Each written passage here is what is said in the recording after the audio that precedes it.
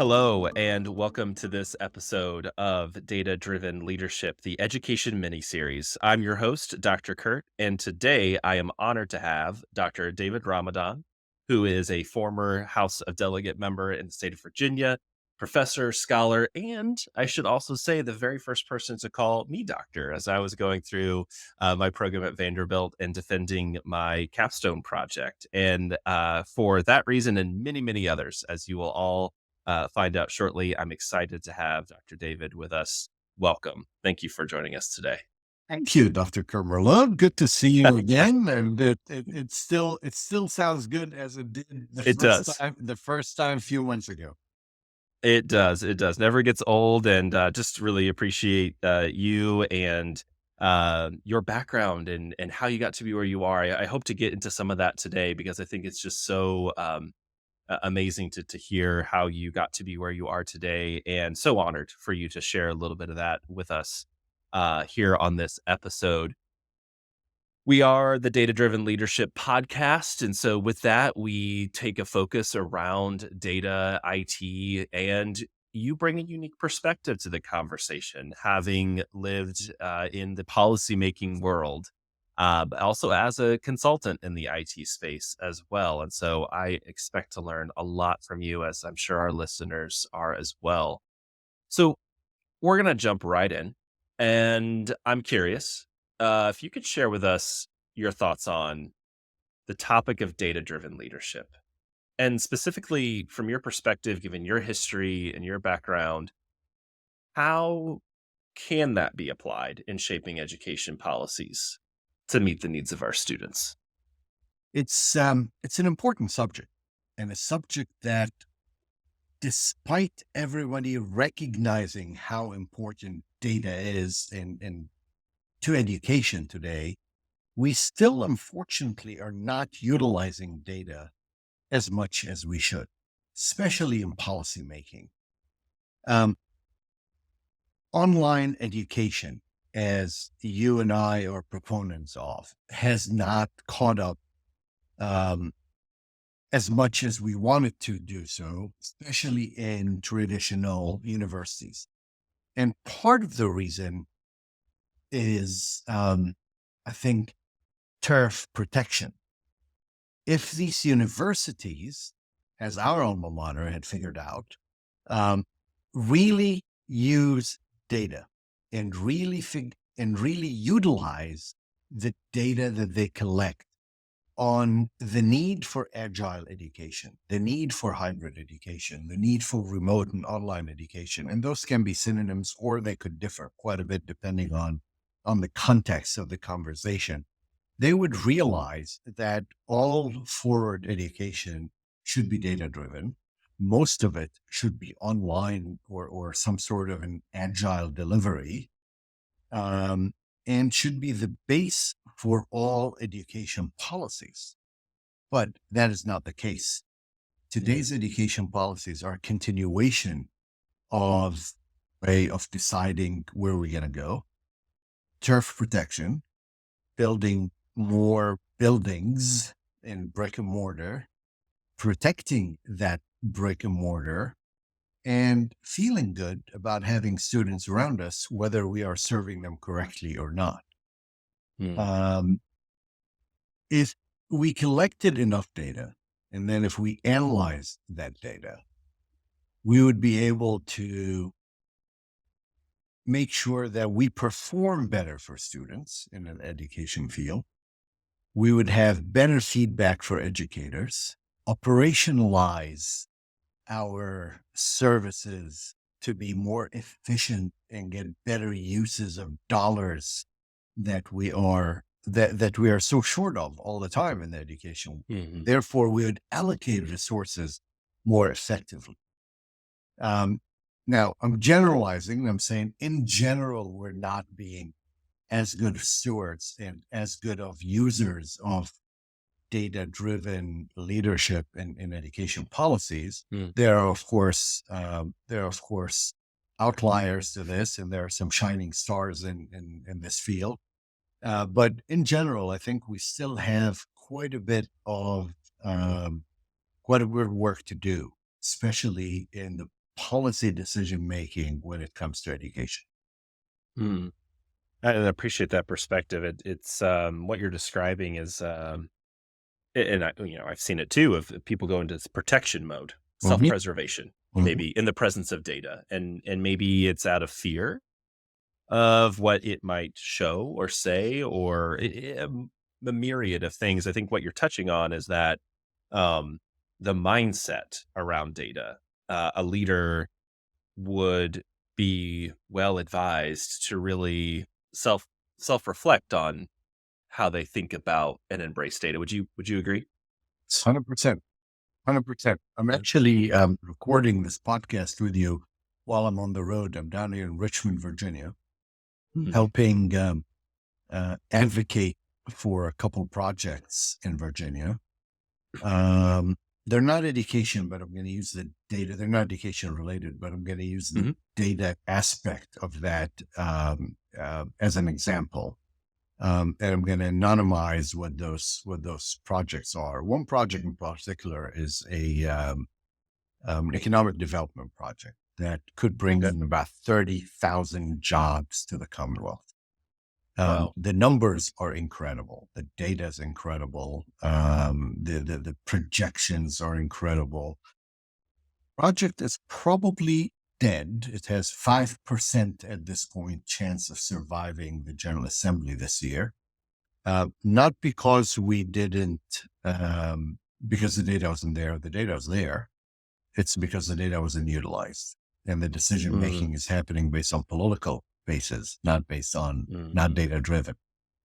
We see that in education as well. If I stand the hallways today of any um, General Assembly, any legislature in the nation, you'll see the good, hardworking representatives of traditional universities that are roaming those hallways, pushing for the turf, pushing for protecting what they currently have, instead of coming around saying, "Look, the data shows um, the opposite of what we've told you for years, but that's fine. Let's mm, utilize that and use IT and use AI instead of stifle the mm. innovation." You don't see those discussions happening, and I think it's some people like you and me. And that's why I'm so excited to be on your show today, or your podcast today, because we still have a lot of work in order to get innovation and data in particular driven discussions happening, even at our research universities that are supposed to be mostly about data. Yeah. And that's what and I would love for you to maybe share a little bit about your background and what brought you to the perspectives and the beliefs that you have, because as a researcher, as a scholar, you are looking at and holding data in one way, but you've also been, as you mentioned, in the House of Delegates within the Commonwealth. So you've seen the political side of it too. And what you just described is this politicalization of data. Sometimes people might describe it as the weaponization of data, or it's just the stifling of the data. Yeah, So how do we it's get it's there? We have a lot of work. How do we get there? Yeah. sure. So I ran for office in 2011 and had the honor and privilege of becoming the first adult immigrant in Jefferson's House. That's the, Hmm. the Wow. longest running legislature in the Western Hemisphere. And little old me, an immigrant from Lebanon, first generation immigrant who came to this country with $2,000 in my pocket and a dream, ended up serving in the same house as Jefferson, Madison, and Patrick That's Henry. amazing. So it was truly an honor to serve. I served for 2 terms and then went back to the private sector, and I remained very involved in Virginia and in politics overall.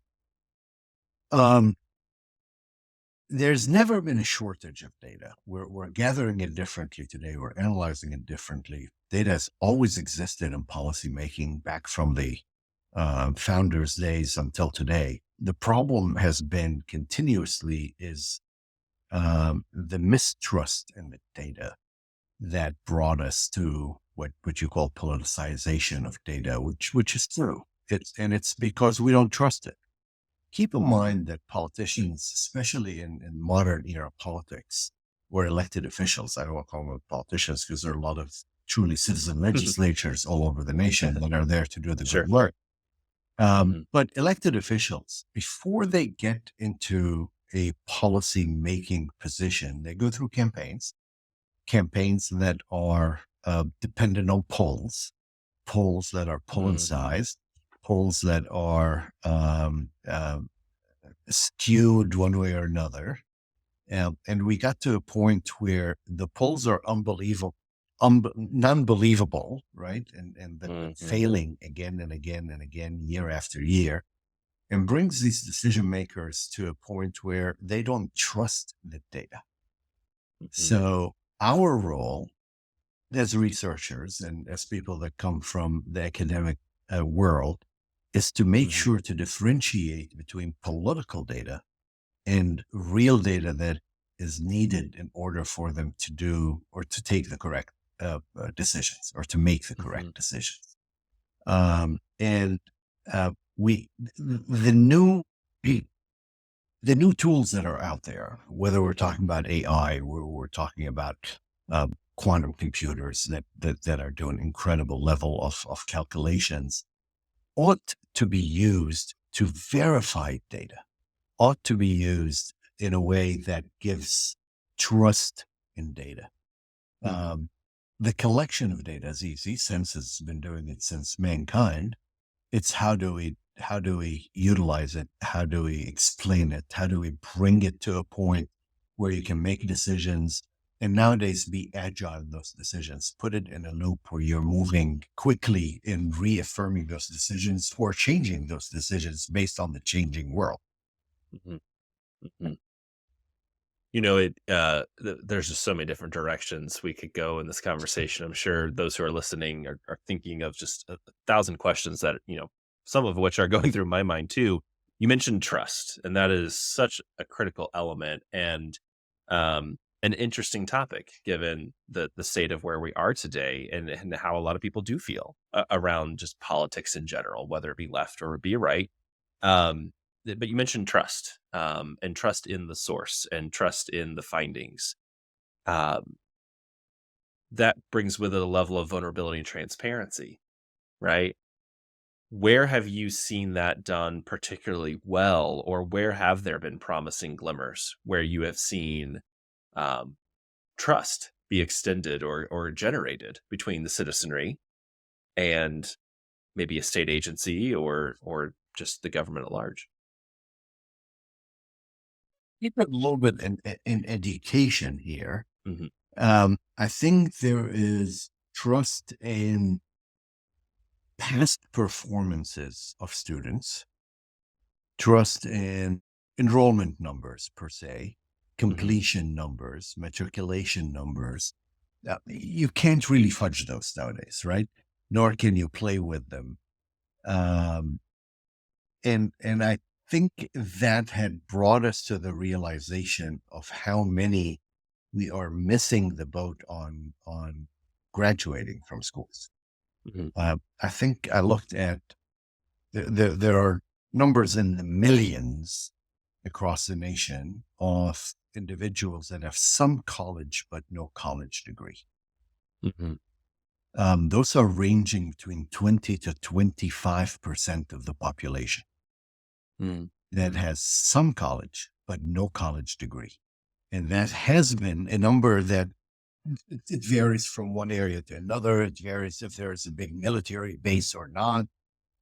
It varies if we're counting community college as part of some college but no degree.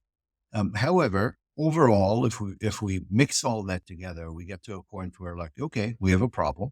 We've discovered that problem because of the data that's out there, and the data says that we got about 20% of our population that got some college and never got a college degree. mm, The data has not given us is where and what are these people doing nowadays? mhm, And I think one of the biggest in college education, talking undergraduate college education here, one mhm, of the biggest mhm, gaps is trying to figure out, all right, we know that is the number, but what age groups are they? Where are they today? What are they doing today? Do they still need that education or not? Are they all potential um, clients. I'm going to use the commercial word clients because I see education today as Mhm, client based, right? mhm, Students should be clients of universities and should be lifelong clients, lifelong learners, not just 4 years. So, are mhm, these some college no degree folks potential clients? Or did they become somebody else's clients? Did they become somebody else's users of technology? Are they not in need of further education because of technology today? mhm, So there's a lot of data that's missing there.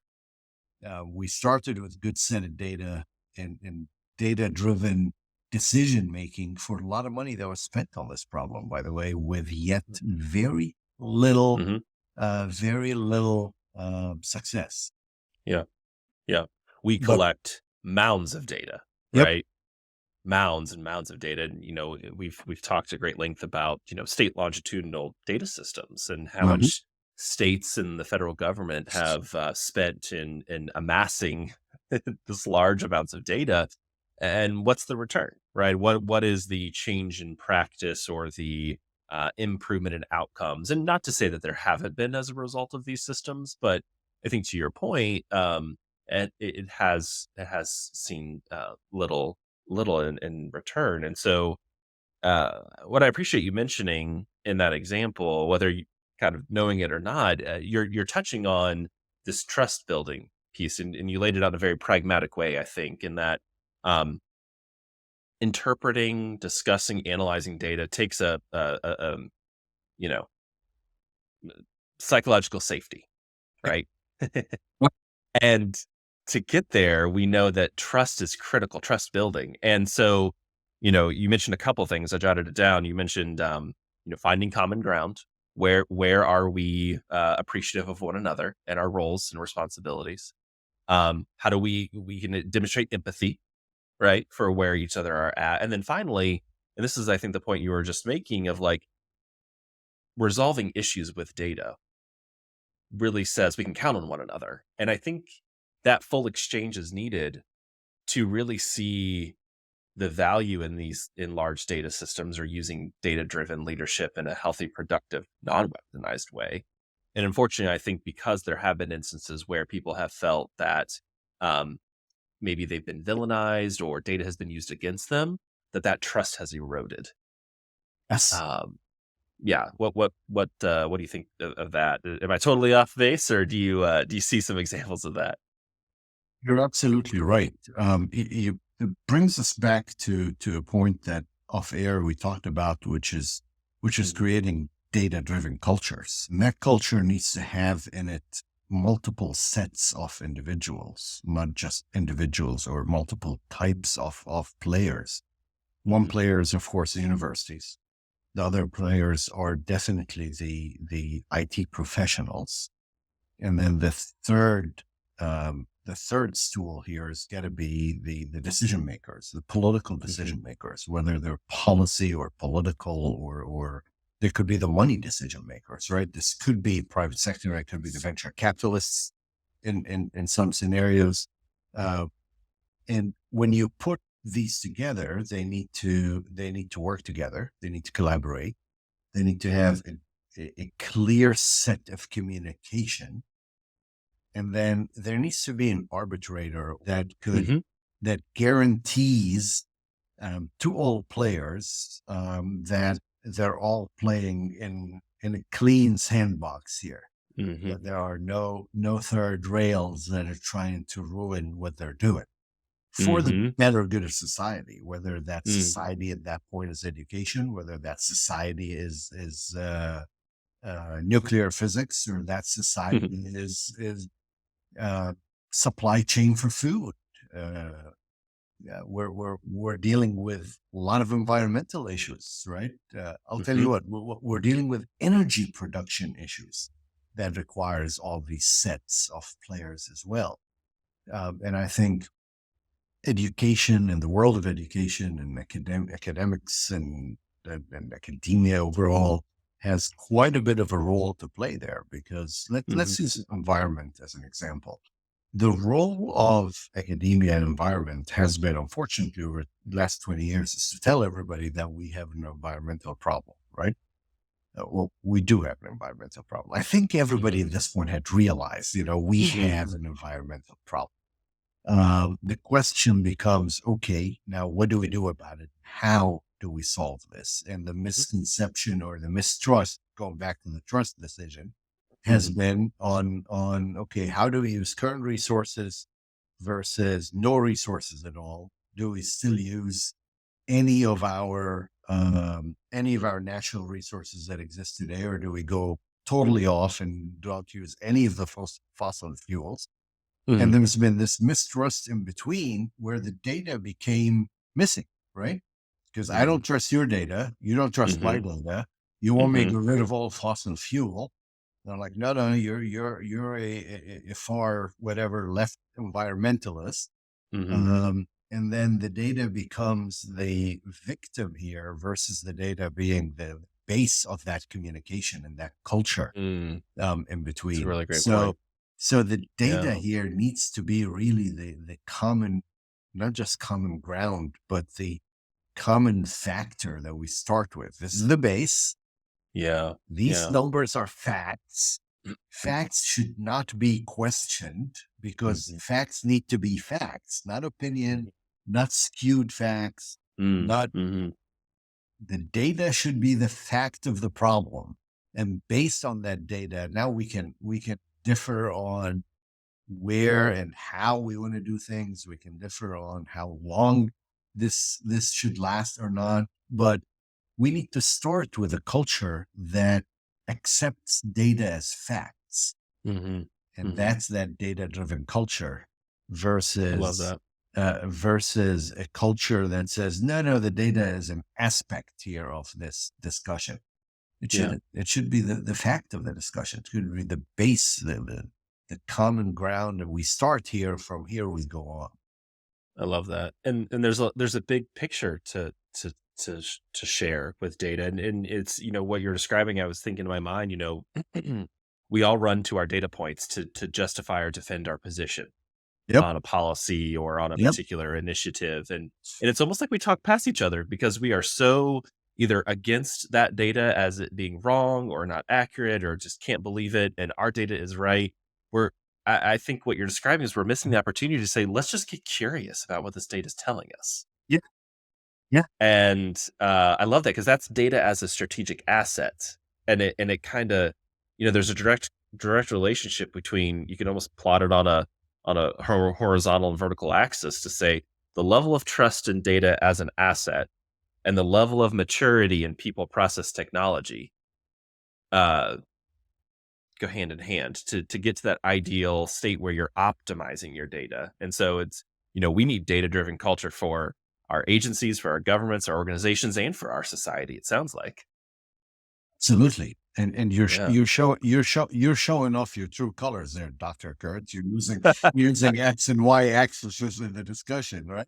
I was not good in the quantitative. I'm a qual researcher all day long, but that data science class about did Well, me in. But boy, do I have a greater appreciation for it. yeah. And which leads me to say, as I've gotten more curious about data and learned more about it, I can appreciate it more. And sadly, we just don't take enough time, I think, to really listen what the data is telling us. And I've often said, data is kind of a smoke signal to lead us to where the fire is, and it's a piece, it's an asset that we need to look at and ask questions and challenge it. Yes, but not just dismiss it outright and miss what it has to tell us. So, I and like it I sounds like like you that. I like agree. the smoke signal Yeah, yeah. analogy there. That makes quite a bit of sense. Yes, Hmm. absolutely.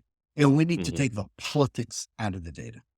Hmm. I always see things because of my background and involvement in the political world, and I see how data is politicized all the time. Hmm. Whether it is data collected by cops on the roads, whether it is census data, whether it is the data of purchases and cell phone usages, and Hmm. if I think the role of policy overall here, we're not talking just education, we're talking beyond Hmm. education.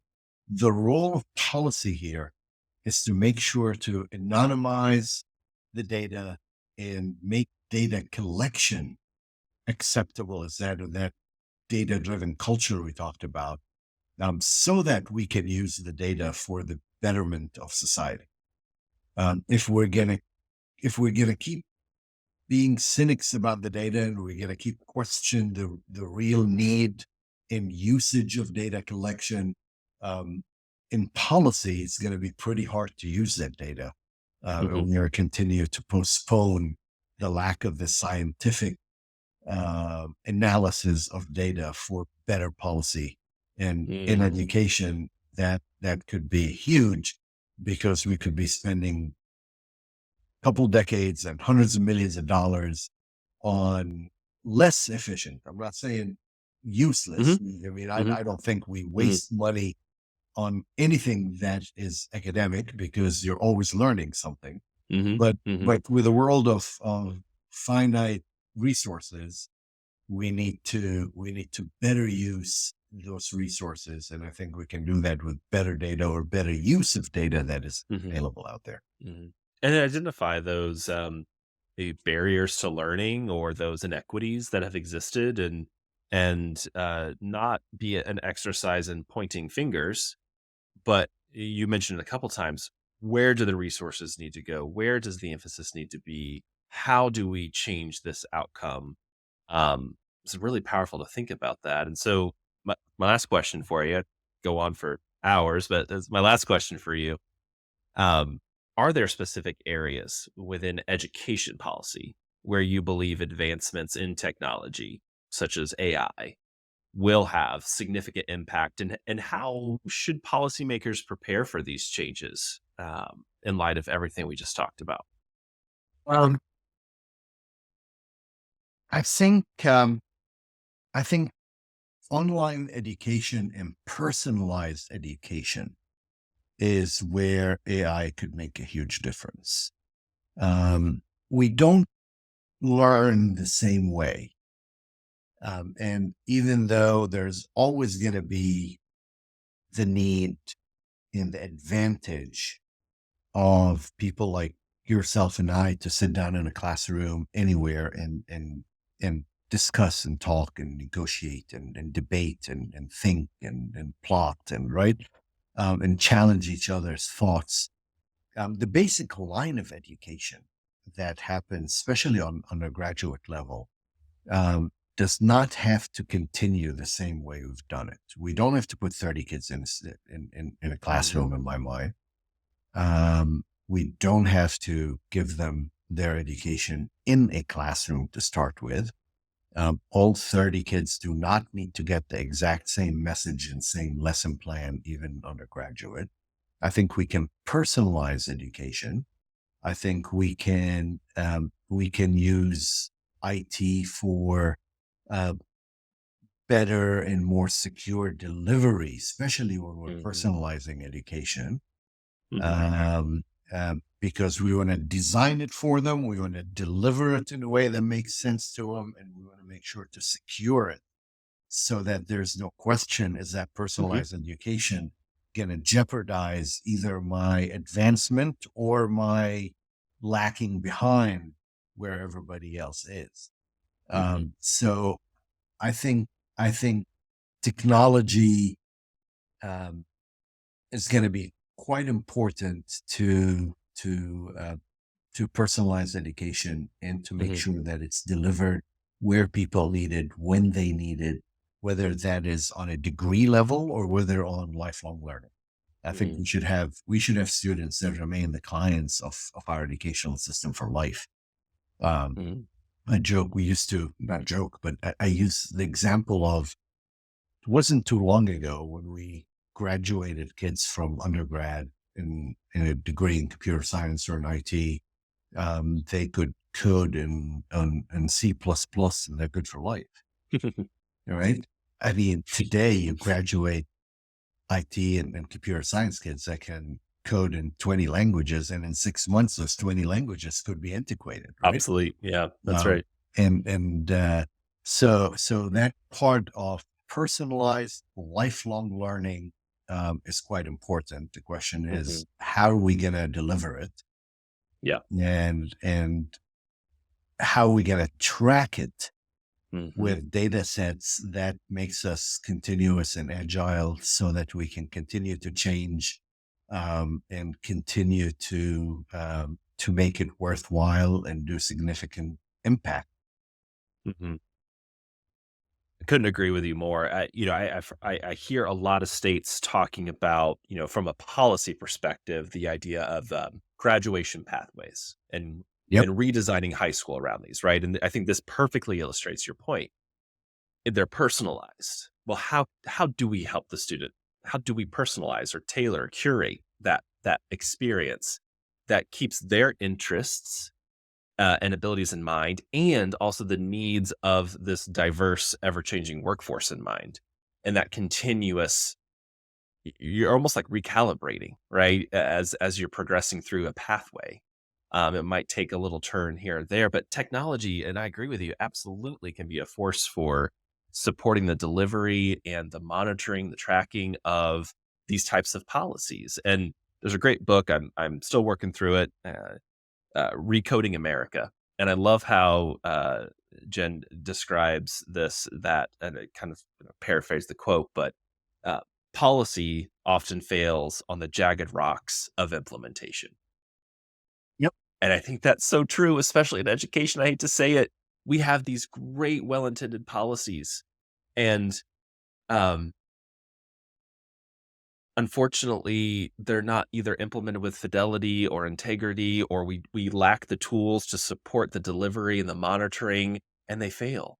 Because what we celebrate and what we prioritize is the policy making, and then we almost, I've seen it so happen so many times, almost kind of regulate the implementation out, and these policies don't get to live to their full potential.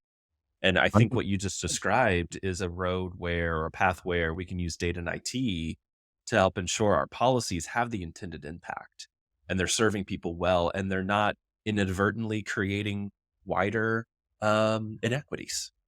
So I love that. I probably could do a whole other episode just on that topic. Absolutely. And look, that doesn't mean that every policy is going to be good, or it's going to, even Right. if implemented correctly, it's going to be the Yes. correct policy. And that's okay. It's okay to do mistakes. It's okay. I mean, that's what evidence-based research is all about, and continuously Hmm. changing, right? It's okay to have policies that don't pan out, Hmm. as long as we recognize that they're not panning out, and recognize that quickly and be able to change quickly, versus waiting decades to make the change when you got generations that are missing out, because we're not tracking where we are. And that's Yep. where data and data-driven decision making and policy comes in hand, um, to not only continue and advance the good policies, but Hmm. also to be able to stop and recalibrate, or refocus, so that we can move away from bad decisions, or decisions that at the time sounded good but ended up with unintended consequences. That's right. That's right. Beautiful point. I think that is a perfect ending to the conversation. I don't know that I can add much more beyond that. And I just want to again thank you for joining us. Thank you to our listeners for joining us on this episode of the Education Mini Series. I'm Dr. Kurt, your host. Be sure to follow Data Driven Leadership on your preferred podcast platform. And don't forget to rate and review and share how these discussions on education data and policy are making a positive impact within your organization. Stay tuned for our next episode, where we'll continue our exploration with more education experts.